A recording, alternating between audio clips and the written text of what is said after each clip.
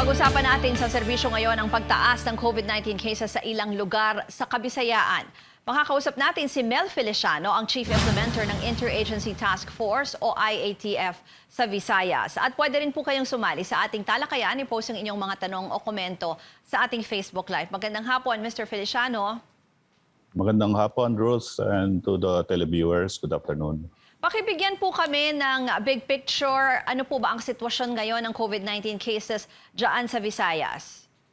Well, let me start with the COVID-19 cases in the four concerned areas in the Western Visayas. These are the provinces of Aklan, Guimaras, Iloilo, and the city of Iloilo City. And I have a data as of, this is the latest, as of May 23, 2021. For the province of Aklan, it has a total active cases of 2,150 or as to its previous 3 to 4 weeks cases, these are the daily cases. At the average, Aklan was having 276. And as to its previous 1 to 2 weeks, or 2 weeks ago, Aklan daily cases increased to 314. So there was an increase on the daily cases of 38 cases from the previous 3 to 4 weeks compared to the recent 1 to 2 weeks. So currently, Aklan is at risk classification of moderate. As to the province of Guimaras, Guimaras has total active cases of 477. And for the previous 3 to 4 weeks, Guimaras was having 18 cases daily. And for the previous 1 to 2 weeks, Guimaras is having 74 daily cases. So there was an increase of 56 cases daily. So this account to 311% increase. And as of now, Guimaras is having its risk classification of high. As for Iloilo province, the total active cases is 6,876. For its previous 3 to 4 weeks, Iloilo province was having 288 daily cases. And as to its previous 1 to 2 weeks, Iloilo province is having 656 daily cases. So there is an increase of 368 daily on its daily cases. And this accounts to 128% increase. So currently, Iloilo province is at risk classification of moderate. And for Iloilo City, there's a total active cases of 7,128. And as to its previous 3 to 4 weeks, Iloilo City was having 361 daily average cases.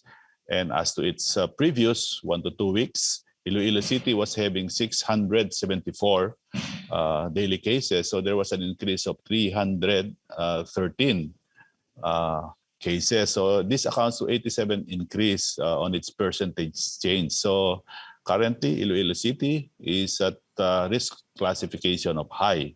So as to the positivity rate, there is a slight increase compared to the previous 3 to 4 weeks to the recent 1 to 2 weeks of from 6.3% to 6.7%.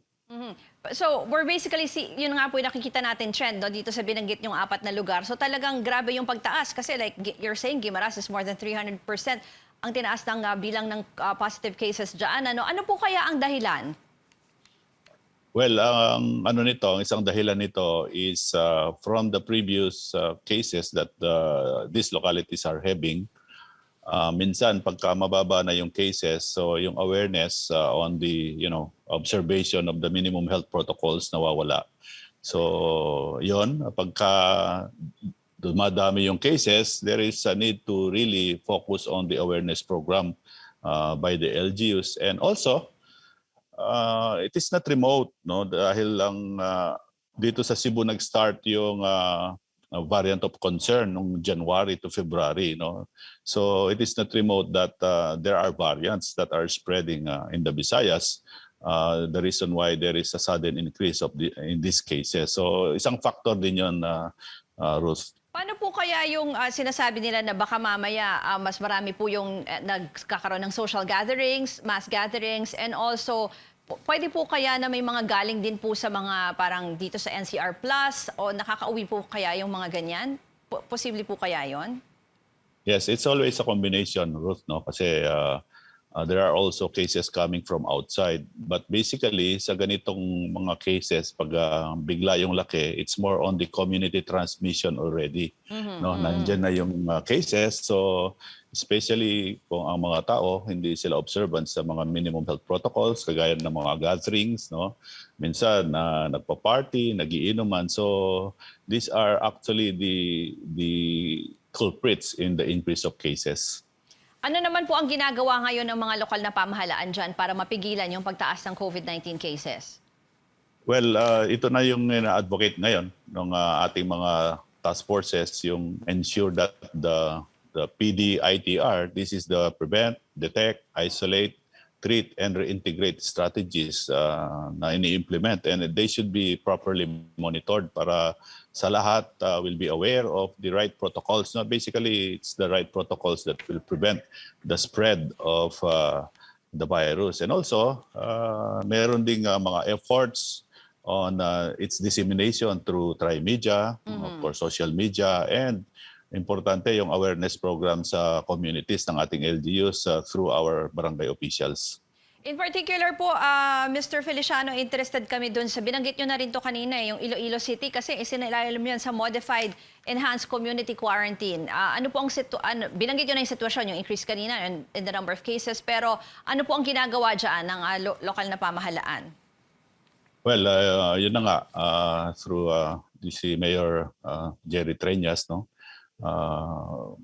Talagang he's looking into the implementation, yung mga minimum health protocols. Meron na siya mga ginawang mga hakbang para i-limit yung mga gatherings, no? Anong mga especially yung non-essential, it is not allowed to have a mass gathering. Yun lang mga essentials lang. So this is one of the measures. And of course, meron din yung mga community response na ginagawa to really prevent the spread ng virus sa community. Marami pa po tayong pag-uusapan mamaya. Kasama pa rin natin si IATF Visayas Chief Implementer Mel Feliciano sa pagbabalik ng Newsroom ngayon dito sa CNN Philippines. Kasama pa rin natin sa serbisyo ngayon si IATF Visayas Chief Implementer Mel Feliciano. Sir, katulad ng napanood natin kanina, no, yung mga modular hospitals, gusto namin kamustahin yung health system dyan sa Visayas dahil nabanggit nyo na itong pagtaas ng mga kaso. No? Kaya po ba yung healthcare capacity dyan? Okay, as to the healthcare capacity of the four areas, the same areas, Aklan, Guimaras, Iloilo, and Iloilo City, as to their COVID beds, no? These are the COVID ward beds available in these areas. For Aklan, Aklan has 48 and 14 are occupied. So it has a utilization rate of 29.17%. And for Guimaras, yung Guimaras, wala silang COVID wards, no? They are reliant to Iloilo and Iloilo City. So for Iloilo City has 51, no? Pero lahat occupied. So 100% yung utilization rate niya. For Iloilo province, the province has 62 COVID ward beds, 26 are occupied. So 41.94% yung utilization rate niya. Sa ICU beds naman, for Aklan, it has a 41.67% utilization rate. Guimaras and Iloilo are reliant to Iloilo City. But for Iloilo City, it has 100% utilization rate as of now. As to the isolation beds, for Aklan, it has a 2.38% utilization rate. Yung Guimaras naman, nasa 27.3% utilization rate.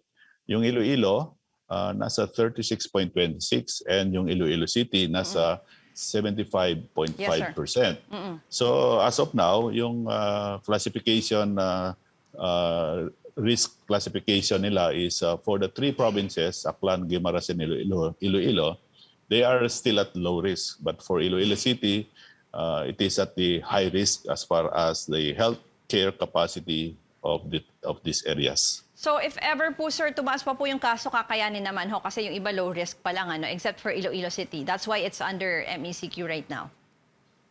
Yes, to reduce the cases para bababa rin yung healthcare utilization ng mga hospitals, especially in Iloilo City. Hopefully, maipababa nila yung measures na ginagawa ngayon, maibaba yung mga daily cases para bababa rin yung mga utilization rates ng mga hospitals. Mhm. Sir, puntahan ko lang yung ibang tanong from our Facebook Live. No? Si Netflix Growa, sabi niya, ano daw po ba ang sitwasyon naman sa Cebu City? Well, yung Cebu City ngayon, medyo I can say, because nandito ako, medyo na-flatten na yung curve, no? And currently, ang utilization rate ng the 17 hospitals here in Cebu City is at 15%.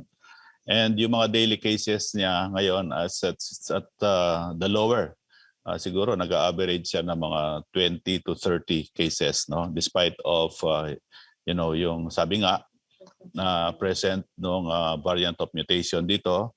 And as to the business sector, actually, Cebu has recovered 95% dahil hindi siya nagsara, continuous yung economic activity niya, kaya tuloy-tuloy yung progress ng ating mga business establishment. Isa pa pong tanong, sir, may lumabas po sa Facebook na sulat ng mga Negros Oriental Medical Society. They are calling for a lockdown or ECQ daw dahil sa surge in cases sa Negros Oriental, and hospitals daw were in full capacity. May monitoring po ba kayo na ganyang sitwasyon? Yes, actually may measures na rin ang ginagawa yung DOH7 regarding that para ma-prevent din yung spread ng area. Kasi yung mga healthcare workers natin on the ground, they can sense yung sudden increase in cases, and they relate it always to their health capacity. Not only the COVID beds available, but also the available healthcare workers na to take care of the patients. So hopefully, ito, gagawin ng intervention yung DOH7 para ma-prevent din yung spread dun sa Negros Oriental. Will you support yung recommendation or call for ECQ or MECQ or lockdown? Ganun po? Well, isang factor lang naman yun, Ruth. Marami pong factors na i-consider. Kaya pag-aaralan yan. Basta meron tayong gagawing measures doon sa ground, doon sa tinatawag nating community response, ma-prevent naman yung increase ng mga cases. Kamustahin naman po namin yung vaccine rollout dyan sa Visayas? Yes, actually, meron kaming ginawang meron kaming in-establish dito. This is now the Visayas, as you can see in my background, Visayas COVID-19 Vaccination Operation Center established here in Cebu, no? Meron kaming ginawang manual on the community vaccination, and natapos namin yon nung April actually, and we shared it to the different LGUs. In fact, on the last week of April, pinuntahan namin lahat ng provinces ng Region 7 to cascade and share this manual to all the mayors, no, and the governors. And during the first week of May also, we were in Region 8. Inikot din namin lahat ng provinces. Nandyan din yung mga mayors, and we shared this manual. And second week of May, we end up in the province of Paklan. So naikot din namin yung whole Region 6 to share this manual. Hopefully, makatulong yon as a guide on how to prepare for this is for the community vaccination, no? Yes, pero ilan na po yung kasi yung vaccinations po kasama naman po yung Metro Cebu, 'di ba po, sa pinapadalhan din ng mga bakuna isa sa mga priorities for now? Yes, actually we separated yung Metro Cebu.